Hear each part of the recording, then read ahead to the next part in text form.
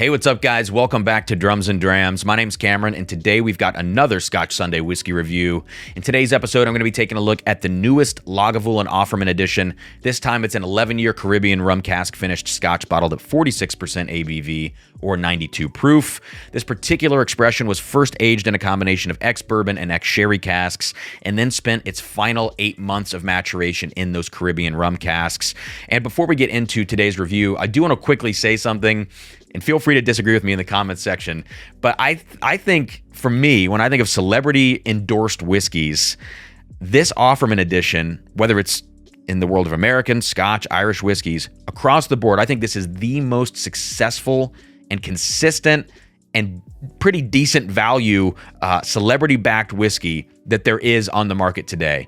Over the last couple of years, we've seen these things coming out. I know some folks are not going to like a rum finish, or they're not going to like the Guinness finish they did. But by and large, when you think of quality to price to uniqueness, just overall execution, and really just avoiding being labeled a gimmick, this Offerman edition stuff, I feel like, is at the top of the heap for me. So again, let me know in the comments what you think about that. But so far, I feel like I've really enjoyed most of these expressions in this line. So now it's on to this Caribbean rum cask finish. I've given you the particulars. Let's go ahead and check this out on the nose and see what we get. Yeah, so this is a very sweet peat kind of profile. It reminds me just, in theory, I guess, I'm not doing a direct side-by-side, but in theory, it kind of reminds me of like a Talisker almost, where you get those peat notes in the background, you get that coastal influence, but it's got that overall sweetness to it that I really enjoy. Now, I will say, I'm not a big rum cask person. When it comes to American whiskey in particular, I think it's usually disgusting for me. I just do not like rum casks meeting with American whiskey, but when it comes to Scotch, and even Irish whiskey, I think, too, although I guess I don't know if I've had an Irish whiskey that's finished in rum, so maybe I'm just making things up. But when it comes to Scotch, at least, I love rum cask finishes. I think Scotch typically does a little bit better with that really sweet addition that the rum casks bring to the mix. And then also when you think of something like a Lagavulin, which is peated, it has a little more heft to kind of stand up to that finish. So first impression on the nose, I'm not giving you any like tasting notes or nosing notes or anything like that. It's just a sweet peat kind of profile. It's inviting, it's approachable. Peat lovers are going to like it because there's still that element of the campfire peat in the background. But then sweeter whiskey lovers who want to avoid something that's a little, too heavy-handed are also probably going to enjoy this maybe as a first foray into peated Scotch whiskeys. Yeah, all right, so let's drill down on some notes. First and foremost, big tropical fruit for me. Mango, pineapple, very ripe, sweet, just inviting on the nose. Lots of vanilla sweetness. You do get actually some chocolate in the background of this as well. I'm going to be specific about that too. I think this is like a Mexican chocolate where you get those cinnamon notes, that kind of chili pepper, cinnamon, spicy milk chocolate. That's what I get in the background here on this whiskey.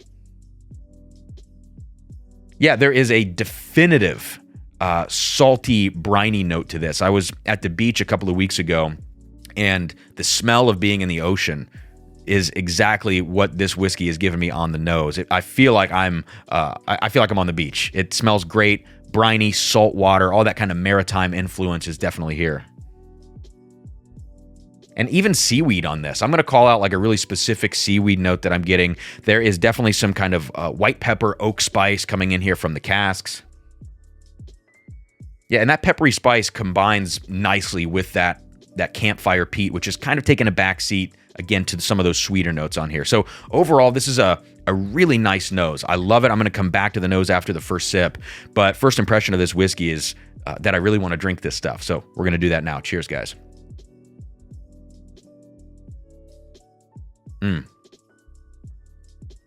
Very, very easy going.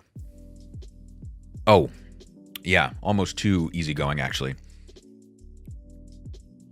Oh, this is interesting. This might be something where I like the nose, and I don't really like the palate so much. Yeah, and a short finish on this too. So this is not at all what I was expecting from such a delicious smelling whiskey. Yeah, so let's kind of dig into this a little bit. It feels full up front on the palate. It's soft, and I think the rum casks are softening up the initial impact of the whiskey on the palate. but it still feels like it's going to be kind of full-bodied and have a great combination of sweet, spice, and salty on the palate. But then as it starts to roll back, it loses steam like the entire way. There's not really development that ramps up. It's development that actually kind of falls off and ramps down. And you could chalk this up to a stylistic preference maybe, or like a subjective preference from a drinker's point of view. But I think just thinking of this overall, like try to be as objective as I can about the blending and the construction and the experience of this whiskey. I think that it's just a little too flat on the palate. So I love the nose, but man, the palate and the finish are just not there from an experiential kind of drinking perspective. So anyways, let's do one more sip here and then we'll dive into the notes a little bit more. Yeah, super honeyed and sweet up front. And those tropical, like ripe tropical fruit notes. And then as soon as that kind of passes over on the tongue, then you get into this a little bit of a grilled meat or a smoked meat sensation. That campfire smoke, I think, comes in a lot more on the palate than it did on the nose. And it's nice. Like that is the aspect of this whiskey that provides at least some semblance of development on the palate for me.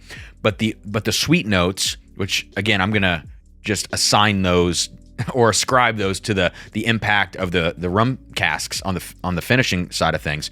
Those sweeter notes, I think, don't develop at all. Those are the things that fall off, whereas the peat and that campfire and smoked meat sensation ramps up throughout. So it is just, on the palate, it's just a disjunct whiskey.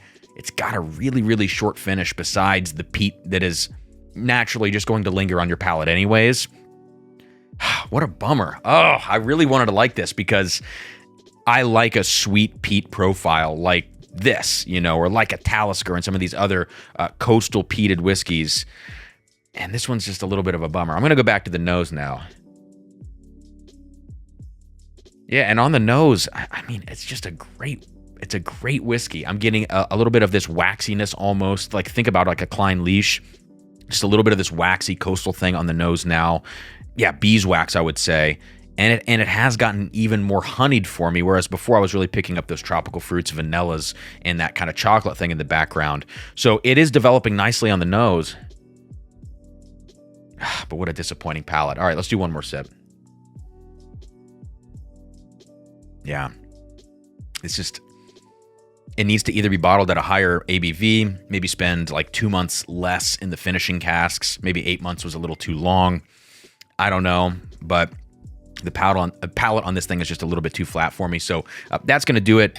$90. Do I recommend this whiskey? I'm going to have to say no. I'm going to say pass on this one. Find yourself another coastal peated, sweeter kind of profiled whiskey to enjoy. I think there are, you know, plenty of options out there. I've been talking Talisker in this review already, but this one for me, this isn't quite it. And the combination of things works. It's just that the actual execution on the palate doesn't. So however they can fix that, I think, you know, maybe it's a higher ABV or something. I don't know though. This is probably my least favorite in the lineup from a palate perspective, and maybe my most favorite from a nose perspective. So I'm torn.